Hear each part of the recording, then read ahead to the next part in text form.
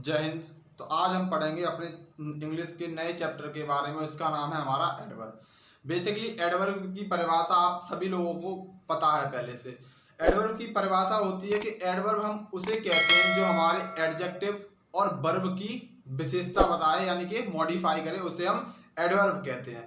परंतु यह केवल एडवर्ब और क्या नाम है एडजेक्टिव और आपका जो होता है वर्ब, इसी को मॉडिफाई नहीं करता है। जो एडवर्ब होता है वो हमारा प्रीपोजिशन और कंजंक्शन को भी आपका मॉडिफाई करता है। यानी कि जो हमारा एडवर्ब होता है वो हमारा सबसे पहले एडजेक्टिव को मॉडिफाई करेगा, एडजेक्टिव को भी करेगा, हमारा एडवर्ब खुद एडवर्ब को भी करता है मॉडिफाई, और जो तीसरा होता है वो हमारा होता है आपका प्रीपोजिशन, और हमारा चौथा जो होता है वो होता है हमारा कंजंक्शन। यानी कि जो हमारा एडवर्ब होता है वो चार चीजों को मॉडिफाई करता है। सबसे पहला आपका एडजेक्टिव, दूसरा आपका वर्ब, तीसरा होता है आपका प्रीपोजिशन, और चौथा होता है आपका कंजंक्शन, पांचवा खुद आपका एडवर्ब। जो हमारा एडवर्ब होगा वो पांच चीजों को, पांच हमारे जो पार्ट्स ऑफ स्पीच होते हैं उनको मॉडिफाई करता है। आइए हम इन्हें एग्जाम्पल के जरिए से बेहतर समझते हैं। तो सबसे पहले हमारा जो एग्जाम्पल होगा वो हम एग्जाम्पल लेते हैं आपका एक वर्ब का। जो हमारा वर्ब का जो एग्जाम्पल है वो हमारा एग्जाम्पल है ही रन्स फास्ट। जब आप हम इस सेंटेंस को पढ़ेंगे तो हमें ज्ञात होगा कि जो हमारा करता है यानी कि सब्जेक्ट, यानी कि ही, सब्जेक्ट क्या है हमारा, नाउन है या प्रोनाउन, एक हमारा क्या है प्रोनाउन है। रन्स क्या है हमारी एक वर्ब है।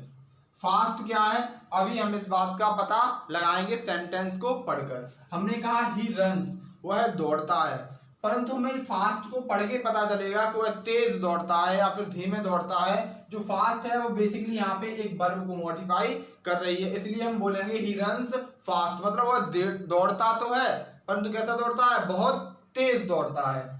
तो हमारा ये क्या कहलाएगी, हमारी वर्ब, और ये हमारा क्या कहलाएगा आपका एडवर्ब। सेम उसी तरह हमने दूसरे आपकी कंडीशन बताई थी कि जो एडवर्ब होता है वो खुद अपने आप को क्या करता है, मॉडिफाई करता है, उसे भी हम एडवर्ब कहते हैं। मतलब एक एडवर्ब दूसरे एडवर्ब को मॉडिफाई करेगा तो भी वो एक एडवर्ब ही कहलाएगा। जैसे हम आपको एक इसका बेहतरीन एग्जांपल देते हैं। सपोज करिए कि रानू मंडल इज वेरी ब्यूटीफुल।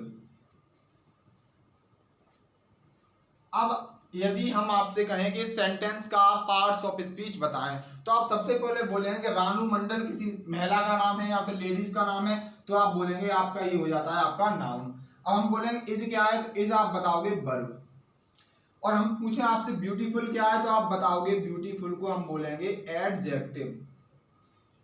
परंतु जब हम बोलेंगे रानू मंडल इज ब्यूटीफुल, तो जो ब्यूटीफुल वो कहलाएगा पार्ट्स ऑफ स्पीच के हिसाब से वो कहलाएगा आपका एडजेक्टिव। परंतु वो सुंदर तो है, परंतु कितनी सुंदर है, बहुत सुंदर है। जब कोई भी वस्तु, जब कोई जो हमारा वर्ड्स होता है, जब वो कोई किसी एडजेक्टिव को मॉडिफाई करता है तो हम उसे एडवर्ब कहते हैं। इसीलिए हमारा जो वेरी हो जाएगा आपका क्या कहलाएगा, आपका एडवर्ब। क्यों कहलाएगा, क्योंकि इसने ब्यूटीफुल नाम के एडजेक्टिव को मॉडिफाई कहा है। वह सुंदर नहीं है बल्कि कैसी है, बहुत सुंदर। इसी का तीसरा जो कॉम्बो होता है वो होता है आपका जो एडवर्ब होता है वो एक प्रीपोजिशन को भी मॉडिफाई करता है। कैसे, एग्जाम्पल के जरिए से हम आपको बताते हैं। जो हमारा एग्जाम्पल है थर्ड नंबर का, वो हमारा एग्जाम्पल होगा, जैसे हम बोले the क्रॉ flu just over his head.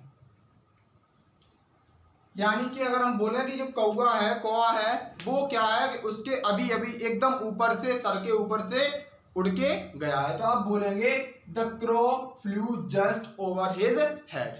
अब आप देखेंगे जो जस्ट है, जस्ट क्या है आपकी एक एडवर्ब है। कैसे पता करेंगे, क्रो यानी कौ क्या है आपका एक नाउन है, फ्लू क्या है आपकी एक वर्ब है, और जस्ट अभी हम इसको छोड़ देते हैं। हेड सर क्या है आपका नाउन है, हिज क्या है यहाँ पे आपका एडजेक्टिव है। अब आप देखो एडजेक्टिव से पहले क्या है आपकी प्रीपोजिशन है, उसका सर के ऊपर से। अब जो हमारी जो एडवर्ब है उसने एक प्रीपोजिशन की भी विशेषता बताई है, ऊपर से तो गुजरा है परंतु एकदम ऊपर से। जब हम ऐसी बात करेंगे the crow flew just over his head, यानी कि जो कौवा है वो उसके एकदम ऊपर से गुजरा है, तो इस तरह से जो जस्ट होगा वो हमारा हो जाएगा आपका एडवर्ब। ना हमारी अगली कंडीशन आती है, वो होती है आपकी जो एक एडवर्ब होता है वो एक कंजंक्शन को भी मॉडिफाई करता है। वो आपका अगला एग्जांपल होगा, राकेश केम just after you had gone. मतलब जो राकेश है वो आपके जाने के तुरंत बाद आया है। जब आपको इसका जब आप पार्ट ऑफ स्पीच करेंगे इसका, तो जो राकेश है वो आपका नाउन कहलाएगा, कम है जो हमारा कहलाएगा क्या वर्ब, आफ्टर क्या है हमारा कंजंक्शन, यू क्या है हमारा प्रोनाउन, हेड क्या है हमारी